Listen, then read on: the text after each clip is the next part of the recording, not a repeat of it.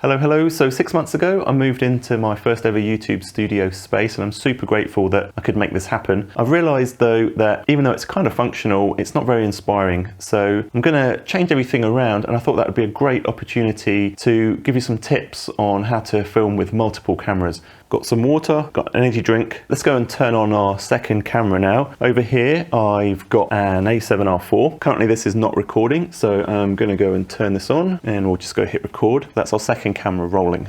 Now we're recording on the A7S III that I'm talking to now and the A7R4. We're going to be using the audio that's stored in this video file on this camera, so we need a way to sync up the video from these two cameras. If you've got time sync features or jam sync that you can use on your cameras, that's the best way to do it. That's a more advanced way of doing it. If you don't have time sync features, then the next best or next easiest way to do it is to make sure you're recording audio on both cameras, and then you can use the synchronization features of your video editing software to automatically sync up video files based on the audio waveforms from both cameras. To make that work, you've just got to make sure that each camera is going to be able to hear you talking, otherwise it's going to be a bit difficult to do. Just as a backup though, even if you're going to be using the audio to synchronize between the cameras, it's also good to perform a clap sync in case something goes wrong with the audio on that camera, for example, that we've still got a frame of reference to sync the two things manually.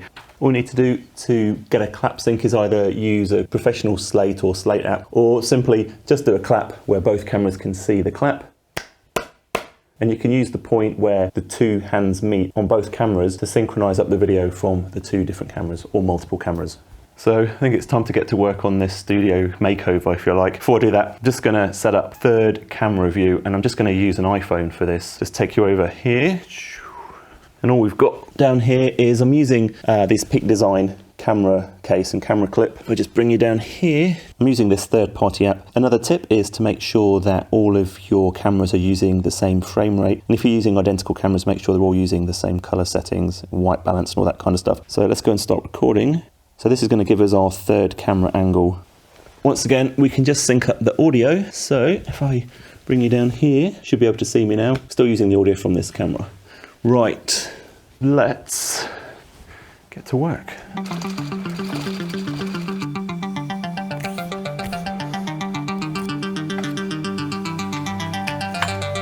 So once you've chosen your cameras that you're going to use or phones that you're going to use, you want to make sure that you choose autofocus or manual focus, depending on kind of what your situation is. Make sure your frame rate and all that kind of stuff is set the same, and hit record on all the cameras, do your clap sync, and then that should give you your different angles.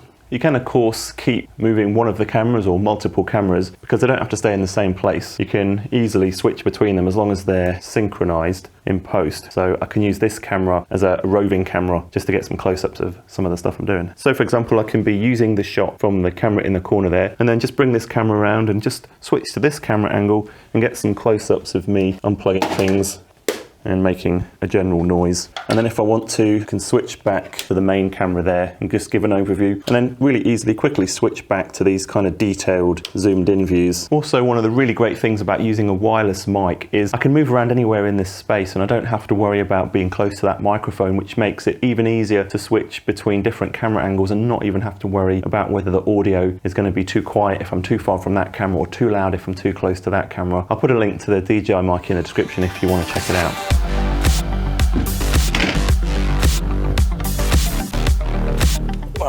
This PC weighs a ton.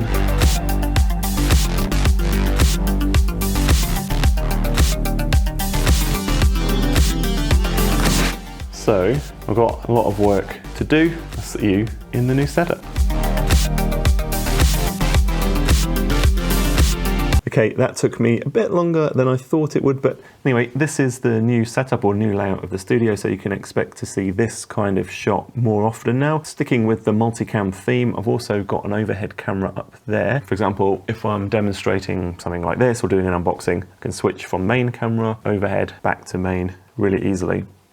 It's going to really improve my workflow. And there's one small thing that I didn't really think about with this whole move, and pretty important when it comes to setting up a YouTube filming space, and that's how does the space make you feel? Quite honestly, the previous layout didn't really inspire me and didn't kind of really allow me to set up the shot that I wanted to. You can see in this shot that we've got a bit more depth behind me, and I haven't finished setting up all of the lighting. I am going to be doing more of a lighting setup version to get this space looking how I want it. So make sure you subscribe subscribe and turn on notifications if you're interested in that. And also, if you want to learn how to edit multicam footage using DaVinci Resolve, I've got a great tutorial on that. And I also really want to do a full studio tour once I've got all the lighting set up. Let me know in the comments if that's something you would be interested in, and I will see you in the next video.